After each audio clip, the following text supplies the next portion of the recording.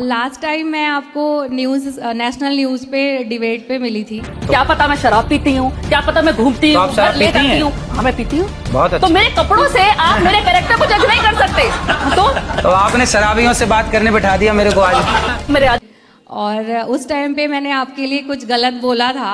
जब मैं सोचती थी कि ये बाबा सब ढोंगी होते हैं, मतलब बाबा कुछ नहीं होते, जो होते हैं बस कृष्णा ही है सब कुछ, बाबा नहीं होते हैं। बट जब मैं यहाँ पे आई वृंदावन और मैं आपके आश्रम में आई और यहाँ की सेवा को देखी, जिस तरीके से आप इतनी विध माताओं की सेवा करते हो, इतने सारे बच्चों का लालन पालन कर रहे हो, और तो और पूरा टाइम आपका 24 घंटे जो आपका किचन ओपन रहता है और इतने लोग प्रसाद के रूप में भोजन ग्रहण करते हैं, वो देखकर मेरी सोच बिल्कुल ही चेंज हो गई है।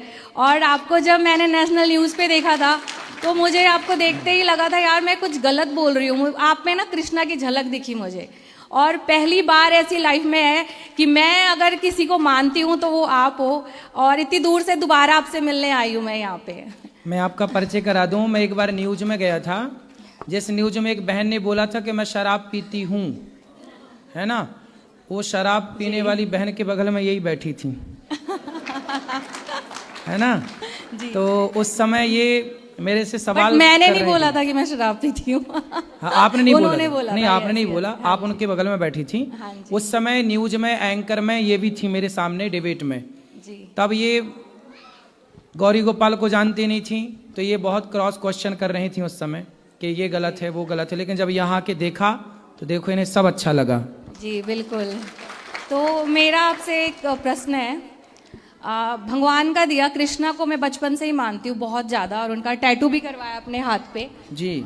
तो मैं ये कहना चाहती हूँ कि भगवान का दिया सब कुछ है, अच्छा घर है, परिवार है, गाड़ी है, फेम है, नाम है, पैसा है, बट सुकून नहीं है।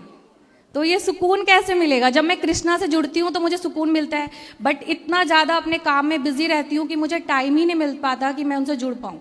तो उसके लिए क्या करें? जब से आप वृंदावन आने लग गई हैं, जब से आप थोड़ा कथा सुनने लग जाएंगी जी, तो आप देखेंगे कि आपको बहुत सुकून मिलेगा। कथाएं सुनिए, वृंदावन से जुड़े रहिए और कथाएं सुनते रहिए। धीरे धीरे आप इतना परिवर्तित अपने आप को देखेंगी, बदली हुई, कि आप सोच नहीं सकती। हम ना कोई यहाँ पर कोई किसी को टैबलेट नहीं देता, कोई इंजेक्शन नहीं है, लेकिन फिर भी लोगों का हृदय ना परिवर्तित हो जाता है। मैं आपको बताऊं, कल की एक बात, 3 भाई हैं, तीनों भाई आपस में बात नहीं करते थे। 3 देवरानी जेठानी, 3 भाई की 3 पत्नियां। उनका परिवार बिल्कुल टूटने की कगार में था। बिल्कुल तीनों भाई अलग एक दूसरे के खिलाफ, तीनों पत्नियां अलग एक दूसरे के खिलाफ। लेकिन मैंने केवल उनके साथ आधा घंटा समय दिया, और उस आधा घंटा में उनके वर्षों, मतलब 10-10, 15-15 साल पुराने घाव आधे घंटे के अंदर मैंने भर दिए, और वो मिलजुल के इसी कथा में वो एंजॉय कर रहे हैं। पूरा परिवार अब साथ में घूम रहे हैं, तीनों जेठानी देवरानियां, तीनों भाई सगे। बाप खुश, माँ रोती रोती आई मेरे पास, महाराज जी मेरा बेटा जा रहा है, नहीं सुन रहा है। लेकिन कथा के प्रभाव से केवल आधे घंटे मैंने बात की उनसे। देखो ये प्रभाव है। तो आप सुनिए कथाएं, आपको पता ही नहीं लगेगा कि आप कब बदल गई। वैसे भी देखो, हम न्यूज पहुंचे तो उतने से इतना परिवर्तन हुआ कि आप खींची चली आई वृंदावन। जी बिल्कुल ऐसी परिवर्तन होगा कथाओं से। आज की युवा पीढ़ी सत्संग से हट गई, इसलिए डिप्रेशन में चली गई।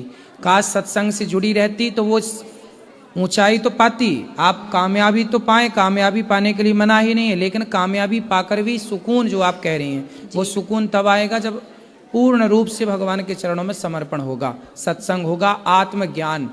क्या होता है ना कि सामने कमरा तो है, सामने व्यवस्थाएं हैं, पर लाइट नहीं है, अंधकार है। अंधकार होने से हमें दिखाई कुछ नहीं है, सब कुछ पर दिखाई नहीं पड़ रहा है। उसी तरह जीवन में अज्ञान का अंधकार छाया रहता है, इसलिए सब कुछ होते हुए भी वो सुकून नजर नहीं आता, शांति। जिस दिन ज्ञान की रोशनी आएगी ना, तो सुकून सामने नजर आएगा। अच्छा यहाँ सुकून है, यहाँ आनंद है। अब तो वैसे भी वृंदावन हर महीने आऊंगी, क्योंकि आप में कृष्णा को जो देखा है, तो हर महीने आपको देखना तो जरूर आऊंगी। खुश रहिए, राधे कृष्णा, सुखी रहिए।